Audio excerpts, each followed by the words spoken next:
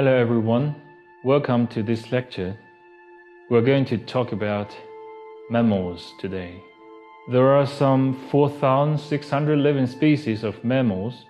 Mammals are warm-blooded animals, typically having sweat glands whose secretion cools the skin and an insulating body covering of hair. All female mammals have mammary glands which secrete milk to nourish the young. Mammalian teeth are differentiated into incisors, canines, premolars, and molars, and the middle ear contains 3 sound-conducting ear ossicles.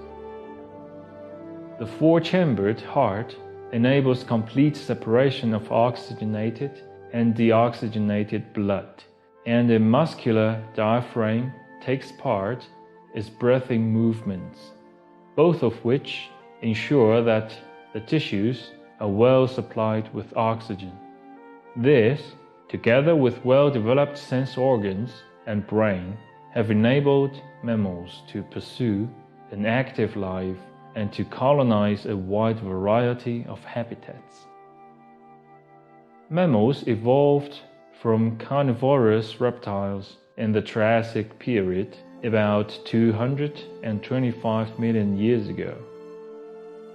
There are 2 subclasses, the primitive egg-laying Prototheria and the Theria, which includes all other mammals and consists of the infraclasses Metatheria and Eutheria.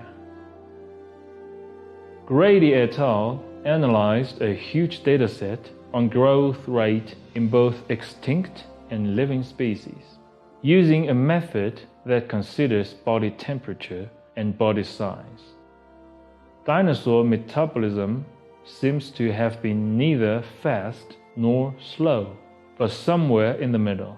So, dinosaurs did not fully regulate their internal temperature, but they were also not entirely at the whim of the environment, neither slow gliders nor supercharged reptiles. As stated previously, mammals are endothermic, a crucial adaptation that has allowed them to be active at any time of the day or night and to colonize extreme environments, from deserts to ice fields. Also, more efficient blood circulation provided by the 4-chambered heart and more efficient respiration provided by the diaphragm make possible the higher metabolic rate on which endothermy depends. The heat produced by endothermic tissue metabolism and the heat lost to the environment are balanced by various means to keep body temperature constant. The hypothalamus in the brain monitors blood temperature and controls thermoregulation by both nervous and hormonal means. This produces both short-term responses, such as shivering or sweating, and long-term adjustments to metabolism according to seasonal changes in climate. The relatively high internal temperature permits fast action of muscles and nerves and enables them to lead highly active lives even in cold climates. All mammals have hair. Even apparently hairless whales and dolphins grow sensitive bristles on their snouts. The evolution of fur and the ability to regulate body temperature enabled mammals to invade colder climates that ectothermic reptiles do not inhabit. Mammals are endothermic animals and typically maintain body temperature higher than the temperature of their surroundings. The dense undercoat of many mammals reduces the amount of body heat that escapes. Another function of hair is camouflage. The colorization and pattern of a mammal's coat usually matches its background. A little brown mouse is practically invisible against the brown leaf litter of a forest floor, and the orange and black stripes of a Bengal tiger disappear against the orange-brown color of the tall grass in which it hunts. Hairs also function as sensory structures. The whiskers of cats and dogs are stiff hairs that are extremely sensitive to touch. Mammals that are active at night or live underground often rely on their whiskers to locate prey or to avoid colliding with objects. Finally, hair can serve as a defensive weapon. Porcupines and hedgehogs protect themselves with long, sharp, stiff hairs called quills. Unlike feathers, which evolved from modified reptilian scales, mammalian hair is a completely different form of skin structure. An individual mammalian hair is a long, protein-rich filament that extends like stiff thread from a bulb-like foundation beneath the skin, known as a hair follicle. The filament is composed mainly of dead cells filled with the fibrous protein keratin.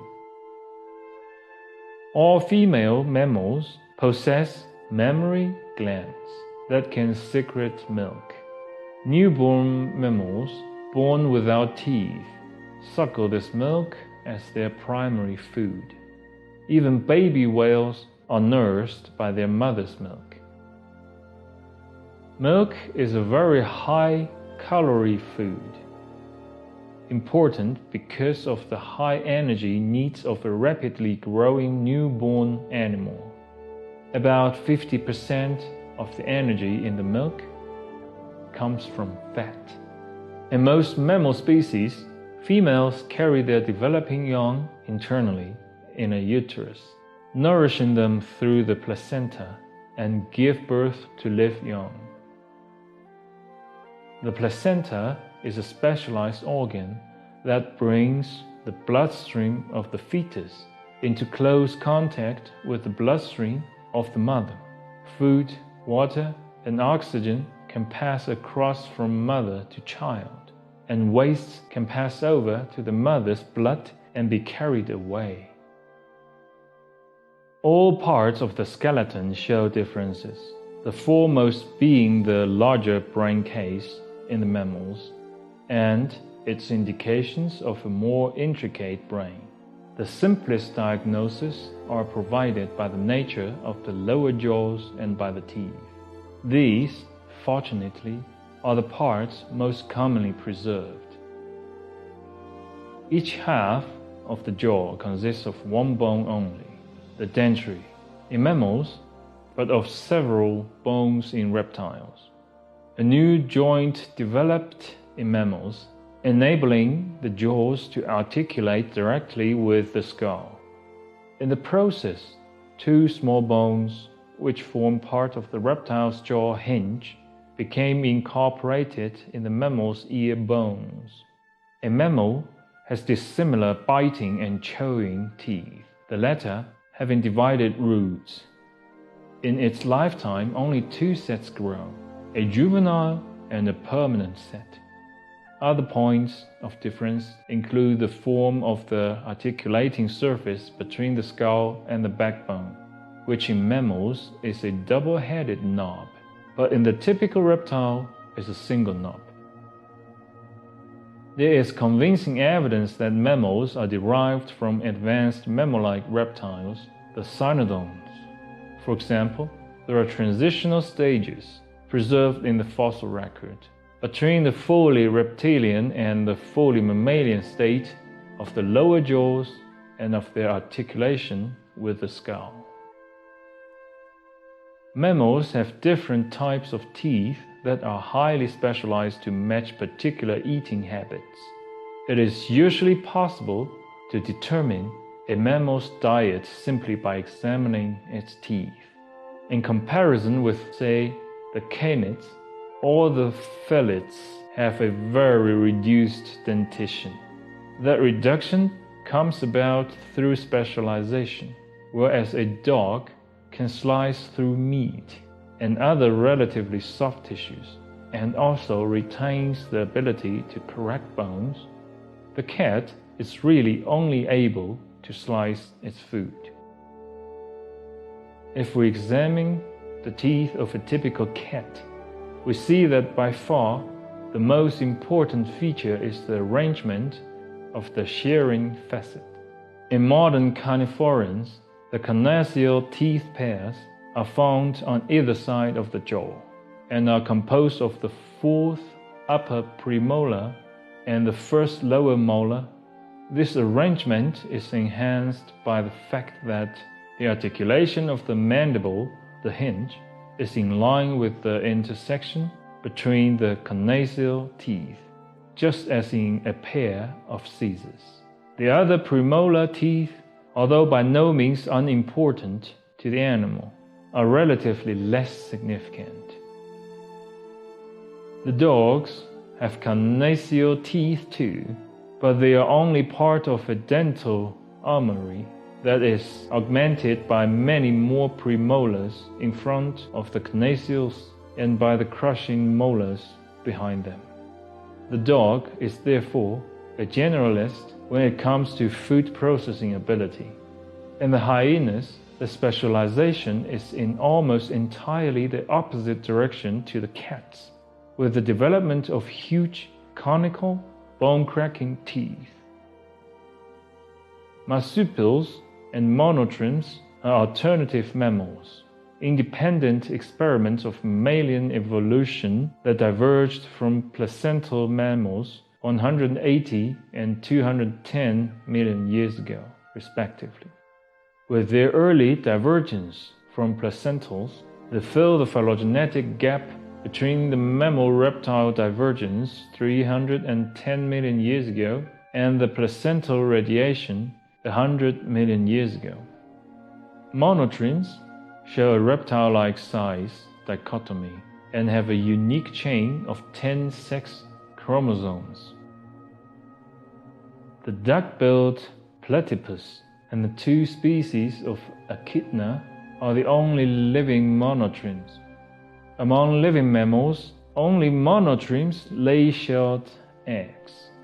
The structure of their shoulder and pelvis is more similar to that of the early reptiles than to any other living mammal. Also, like reptiles, monotremes have a cloaca, a single opening through which feces, urine, and reproductive products leave the body. Despite the retention of some reptilian features, monotremes have the diagnostic mammalian characters: a single bone on each side of the lower jaw, fur, and mammary glands. Young monotremes drink their mother's milk after they hatch from eggs. Females lack well-developed nipples. Instead, the milk oozes onto the mother's fur, and the babies lap it off with their tongues. The platypus, found only in Australia, lives much of its life in the water and is a good swimmer. It uses its bill much as a duck does, rooting in the mud for worms and other soft-bodied animals. Echidnas of Australia and New Guinea have extraordinarily strong, sharp claws, which they use for burrowing and digging. The echidna probes with its snout for insects, especially ants and termites. The major difference between marsupials and other mammals is their pattern of embryonic development. In marsupials, a fertilized egg is surrounded by chorion and amniotic membranes, but no shell forms around the egg, as it does in monotremes. During most of its early development, the marsupial embryo is nourished by an abundant yolk within the egg. Shortly before birth, a short-lived placenta forms from the chorion membrane. Soon after, sometimes within 8 days of fertilization, the embryonic marsupial is born. It emerges tiny and hairless and crawls into the marsupial pouch, where it latches onto a mammary gland nipple and continues its development. Marsupial evolved shortly before placental mammals, about 125 million years ago. Today, most species of marsupials live in Australia and South America, areas that have undergone long periods of geographic isolation. Marsupials in Australia and New Guinea have diversified to fill ecological positions occupied by placental mammals elsewhere in the world. The placental mammals in Australia and New Guinea today arrived relatively recently and include some introduced by humans. The only marsupial found in North America is the Virginia opossum, which has migrated north from Central America within the last 3 million years. The early divergence of monotremes and marsupials from placental mammals is especially useful for identifying evolutionary conserved regions, because nothing but the most functionally constant elements were aligned to each other across this evolutionary distance. A placenta that nourishes the embryo throughout its entire development forms in the uterus of placental mammals. Most species of mammals living today are in this group. Of the 19 orders of living mammals, 17 are placental mammals. Early in the course of embryonic development, the placenta forms. Both fetal and maternal blood vessels are abundant in the placenta, and substances can be exchanged efficiently between the blood streams of mother and offspring. The fetal placenta is formed from the membranes of the chorion and allantoins. In placental mammals, unlike in marsupials, the young undergo a considerable period of development before they are born. At the end of the Cretaceous period, 65 million years ago, the dinosaurs and numerous other land and marine animals became extinct, but mammals survived, possibly because of the insulation their fur provided. In the Tertiary period, mammals rapidly diversified, taking over many of the ecological roles once dominated by dinosaurs. Mammals reached their maximum diversity late in the Tertiary period, about 15 million years ago. At that time, tropical conditions existed over much of the world. During the last 15 million years, world climates have changed, and the area covered by tropical habitats has decreased, causing a decline in the total number of mammalian species. Mammals are the only animals with hair and mammary glands. Other mammalian specializations include endothermy, the placenta, a tooth design suited to diet, and specialized sensory systems. Today, 3 subgroups of mammals are recognized: monotremes, which lay eggs; marsupials, which feed embryonic young in a marsupial pouch; and placental mammals, in which the placenta nourishes the embryo throughout its development. That is all for the lecture today. Thank you very much for watching. See you next time.